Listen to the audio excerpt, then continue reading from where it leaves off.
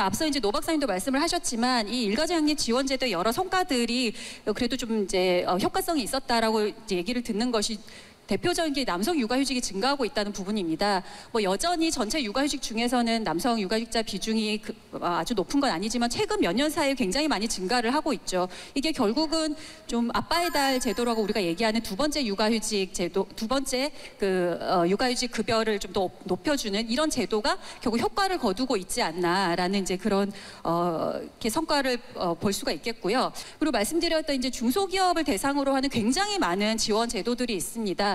그중에 이제 몇 가지만 좀 말씀을 드리면 장려금 제도가 좀 많이 있어요. 그래서 이제 시간 선택제와 관련한 지원금, 그리고 대체인력 채용 장려금, 그리고 일가족 양립 환경 개선 지원금 등등의 이제 중소기업의 좀 더 지원금을 부여하는 이런 제도들이 운영이 되고 있고요.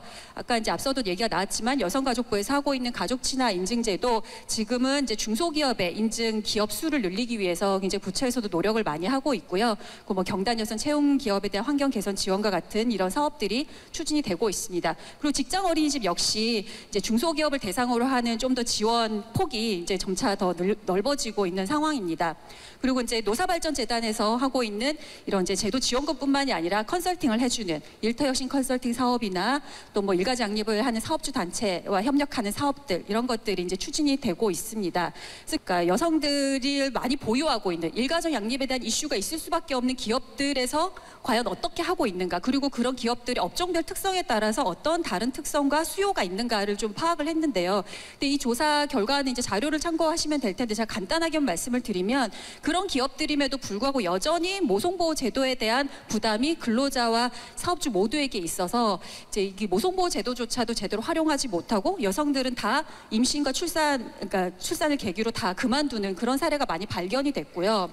그리고 이제 그 업종별 특성을 보면은 제조업 같은 경우는 이제 근로 시간의 문제가 가장 컸고, 출판 영상이나 전문 과학 기술 같은 경우는 이제 워낙에 전문성이 높은 업종이다 보니까 여기는 이제 대체 인력을 어떻게 활용할 것인가에 대한 이제 수요들, 그런 특성들이 좀 많이 나타났습니다. 어떤 일가족 양립에 대한 필요성을 느끼고 있는 기업들 같은 경우에는 뭐 대기업이나 공공기관 이상으로 굉장히 잘 실천해 나가고 있는 좋은 기업들도 많이 발견을 할 수가 있었고, 그게 최근 몇 년 사이에 그 변화 속도가 매우 빠르다라는 것을 이제 확인을 할 수 있었는데요. 그래서 여러 특성들이 해마다 조금씩 다르게 나타나는데요. 올해 이 인터뷰를 한 그 특성 중에 하나로 이제 임신퇴직이었습니다. 우리가 얼마 전까지는 결혼퇴직 얘기는 많이 나왔잖아요. 여자들은 결혼하면 그만둬야 된다, 그런 분위기다.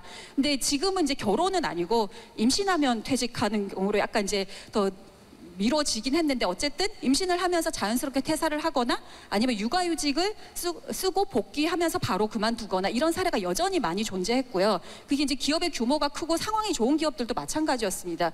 그러다 보니까 인터뷰를 한 여성 근로자들 같은 경우에 이제 육아휴직을 다 사용한 경험이 있는데 본인들이 이 기업에서 유일한 육아휴직 사용자라는 겁니다. 그래서 이 제도를 유일하게 사용한, 아니면 첫 사용자라는 이 부담감이 근로자들 본인에게도 상당히 컸습니다. 마지막으로 기업의 노력에 대해서 한 가지만 말씀을 드리면, 지금 프랑스에서는 일과 삶 균형을 위한 규약 제정이란 그걸 하고 있는 기업들이 있는데요.